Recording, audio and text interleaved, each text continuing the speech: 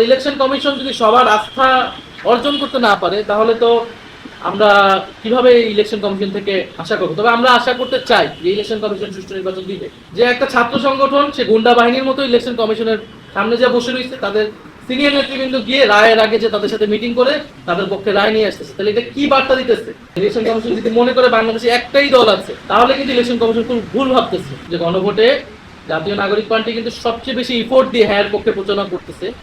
যখন এটার জন্য আমাদেরকে গণভোটের প্রচারণার জন্য শোকজ আসে, তাহলে সেই বিষয়টাকে সরকার আসলে কিভাবে, সরকারের সাথে তাহলে ইলেকশন কমিশন একটা প্রতিষ্ঠান, সরকারের সাথে কিন্তু একটা সাংঘর্ষিক অবস্থানে যাচ্ছে। ইলেকশন কমিশনের সাথে আমাদের এক ধরনের টানাপোড়েন আমাদের আরো আগের থেকে, আমাদের মার্কা নিয়ে অনেক ধরনের মানে টানাপোড়েন ছিল, কিন্তু সেটা ছিল আমাদের একটা দলীয় বিষয়। এই জন্য এটাতে কিন্তু আমরা খুব বেশি স্ট্রিক্ট পজিশনে যাইনি শেষ পর্যন্ত, আমরা মেনে নিয়েছি বা একটা সমঝোতায় এসেছি।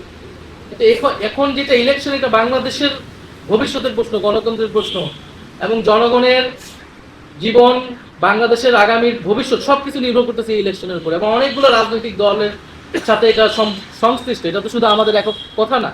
ফলে ইলেকশন কমিশন যদি সবার আস্থা অর্জন করতে না পারে তাহলে তো আমরা কিভাবে ইলেকশন কমিশন থেকে আশা করবো? তবে আমরা আশা করতে চাই যে ইলেকশন কমিশন সুষ্ঠু নির্বাচন দিবে। কিন্তু গতকালকে যা ঘটছে, পুরো বাংলাদেশের মানুষ এটা দেখছে।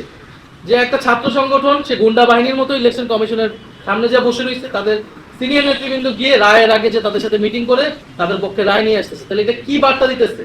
এবং একটা সংবিধানের ভুল ব্যাখ্যা ইলেকশন কমিশন দিয়ে দিতেছে। ফলে এই ধরনের হঠকারী কাজ ইলেকশন কমিশন যাতে না করে, ইলেকশন কমিশন যদি মনে করে বাংলাদেশে একটাই দল আছে, তাহলে কিন্তু ইলেকশন কমিশন খুব ভুল ভাবতেছে। বাংলাদেশে রাজনৈতিক দল অনেকগুলো রয়েছে, জোট রয়েছে, সবচেয়ে বড় গুরুত্বপূর্ণ বাংলাদেশের জনগণ এগুলো কিন্তু সবকিছুই দেখতেছে।